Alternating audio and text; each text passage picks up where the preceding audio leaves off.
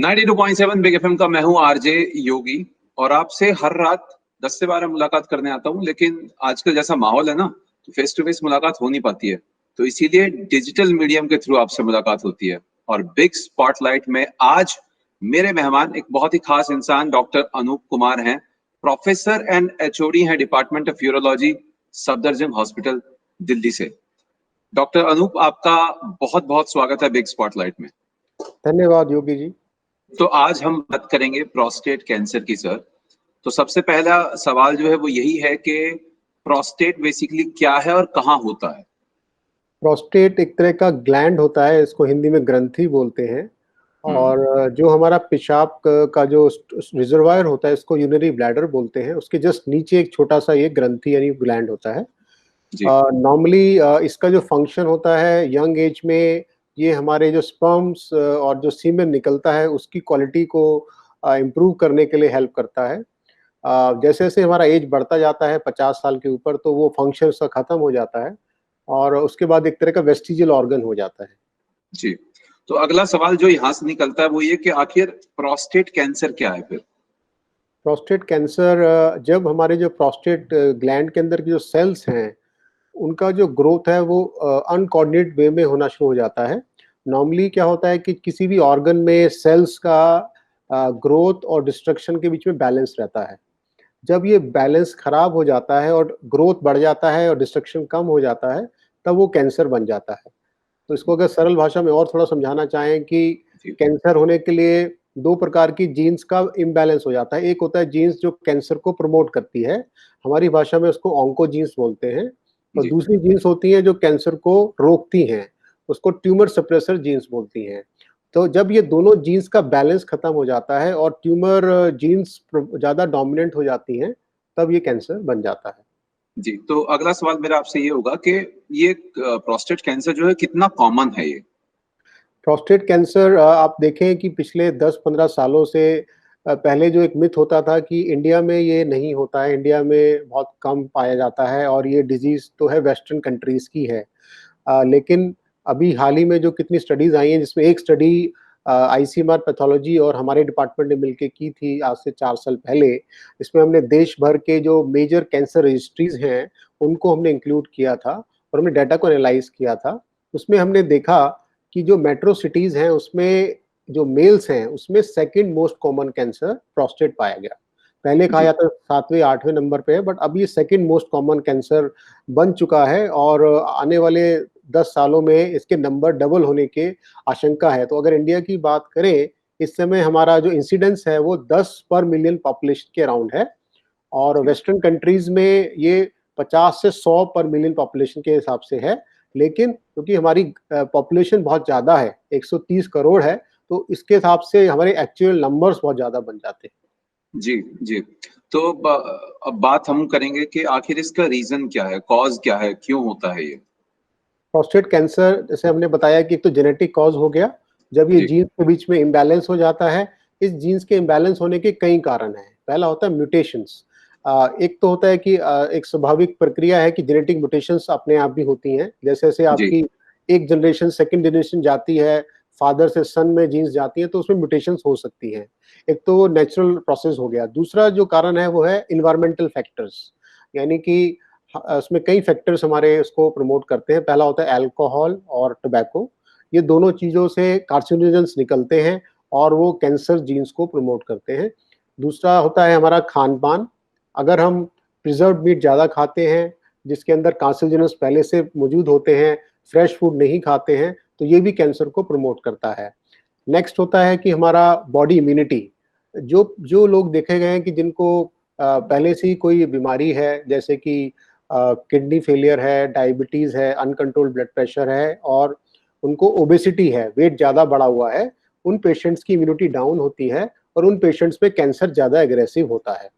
और इसके अलावा एक लास्ट जो पॉइंट होता है इसमें, वो होता है फैमिली हिस्ट्री का, जो हम बता रहे थे कि अगर आपकी फैमिली में किसी को प्रोस्टेट कैंसर है, तो उसमें अगर आपका पैटर्नल साइड की बात करें, आपके फादर हैं या आपके ब्रदर हैं, तो आपका प्रोस्टेट कैंसर होने की जो संभावनाएँ हैं, वो 9 गुना बढ़ जाती हैं। और अब एक सवाल ये उठता है कि इसके लक्षण क्या हैं? अगर कोई पहचान करना चाहे तो कैसे कर सकता है इसकी? प्रोस्टेट कैंसर इसमें एक इशू ये आता है कि जो इनिशियल फेज होता है प्रोस्टेट कैंसर का, उसके सिम्पटम्स और एक नॉर्मल प्रोस्टेट के बढ़ने के सिम्पटम्स जो होते हैं वो बड़ा सेम होते हैं। यानी जी, जब हमारा प्रोस्टेट बढ़ जाता है, आपको जानते हैं कि बड़ी कॉमन प्रॉब्लम है। 50 साल के बाद पेशेंट्स को आज लगता है कि रात में बार-बार पेशाब जाना, ऐसा लगता है कि दिन में भी बार-बार पेशाब आ रहा है और पेशाब कंट्रोल नहीं कर पा रहे हैं और निकल जाता है। ये इसको हम बोलते हैं इरिटेटिव सिम्पटम्स। और दूसरा ग्रुप होता है ऑब्स्ट्रक्टिव सिम्पटम्स कि पेशाब करने गए, पेशाब करने में टाइम लगता है उनको और जब पेशाब करते हैं तो फ्लो उसका कम हो जाता है, वो पेशाब पहले ही पास ही गिर जाता है और पेशाब करने के बाद आपको ड्रॉप यूरिन निकलता रहता है और कई बार पेशाब ऐसा लगता है खाली नहीं हुआ और कई पेशेंट्स में रुक भी जाता है। तो ये हमने जो पूरे आपको स्पेक्ट्रम बताया, इसको लोअर यूनिट ट्रैक्ट सिम्पटम्स बोलते हैं, लेकिन ये प्रोस्टेट कैंसर और प्रोस्टेट एनलार्जमेंट दोनों के लिए सेम होता है इनिशियल फेज में।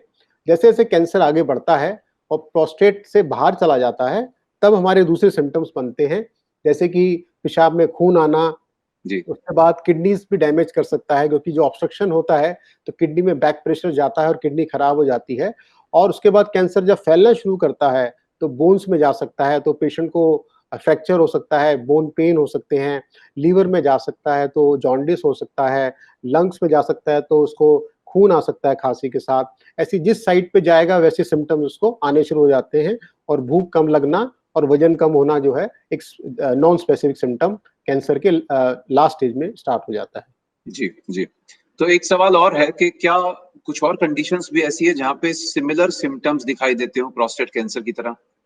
तो जैसे हमने बताया कि जो प्रोस्टेट एनलार्जमेंट है, बिनाइन प्रोस्टेट एनलार्जमेंट, उसके सिम्पटम्स और अर्ली प्रोस्टेट कैंसर के सिम्पटम्स बिल्कुल सेम होते हैं। इसी तरह से डो जिन पेशेंट को डायबिटीज़ होता है, क्योंकि जी, डायबिटीज़ भी type 2 diabetes mellitus elderly patients में ही मिलता है, उनको भी रात में बार-बार उठना, पेशाब का लगना और पेशाब होल्ड ना कर पाना, उनको भी ऐसा लगता है। तो ये सिम्पटम्स शुरू में बिल्कुल सिमिलर होते हैं। इसलिए हमारी सलाह रहती है कि जिन भी 50 साल के बाद किसी को भी यूरिनरी सिम्पटम्स हैं, तो वो एक तो शुगर को रूल आउट करा ले और एक प्रोस्टेट को रूल आउट करा ले। तो उससे हम जी, आप रूल आउट कर सकते हैं कि क्या बीमारी है जिसकी वजह से पेशाब ज़्यादा जल्दी-जल्दी आ रहा है। जी। अच्छा, अगर कोई सिम्पटम नहीं है, किसी को किसी भी तरह का कोई लक्षण नहीं है, तो फिर किस तरह से डायग्नोसिस होता है? फिर कैसे डिटेक्ट किया जाता है? ये बहुत ही अच्छा आपने क्वेश्चन पूछा।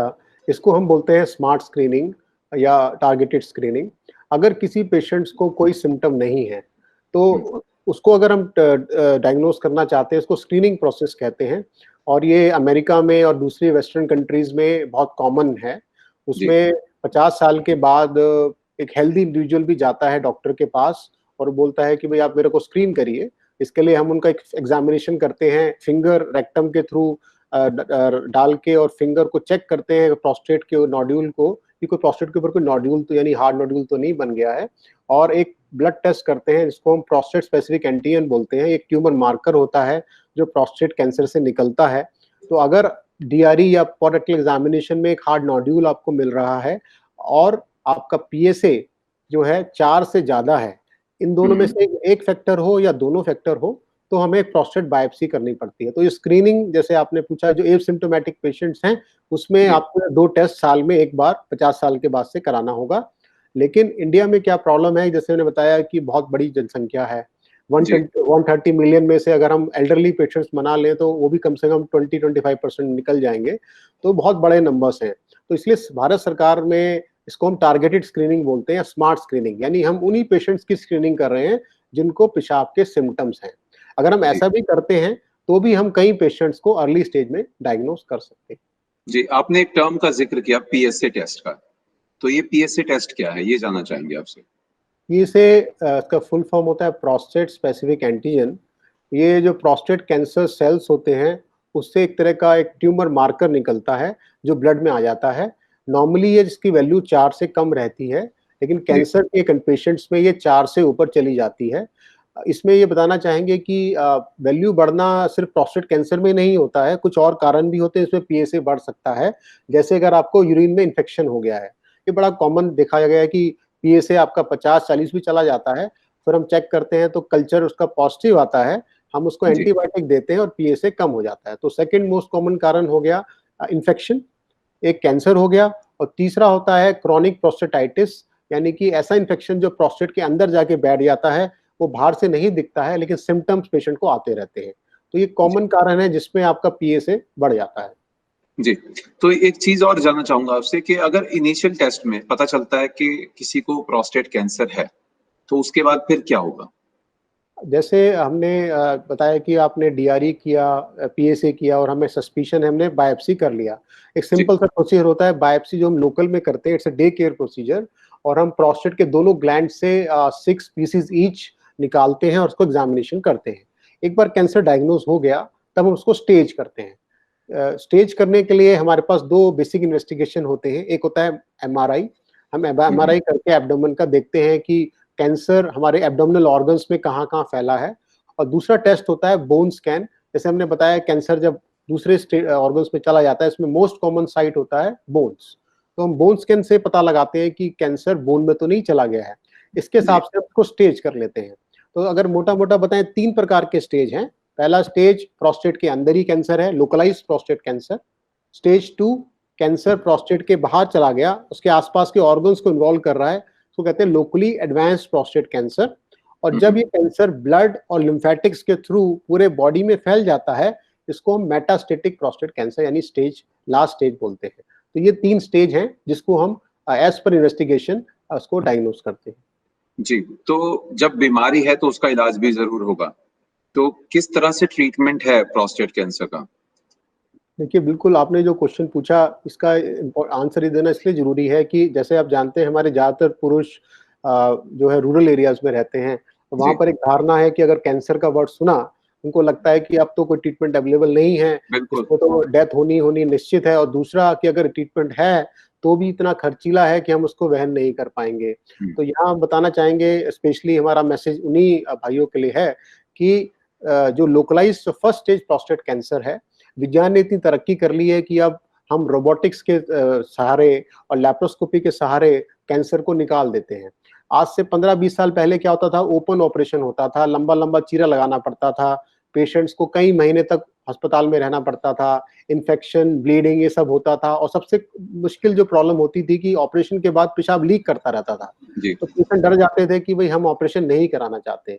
लेकिन जब से साइंस ने इतनी तरक्की कर ली, अब रोबोटिक्स से और लैप्रोस्कोपी से, अब आप जानते हैं सफदरजंग में भी रोबोटिक्स जो है 1 साल पहले आ चुका है, और इसमें हम बड़ी सूक्ष्म तरीके से उस कैंसर को निकालते हैं, और पेशेंट की आउटकम्स जो है ना सिर्फ कैंसर कंट्रोल के, बल्कि पेशाब लीक करना या सेक्सुअल फंक्शन, इस सबको हम प्रिजर्व कर लेते हैं।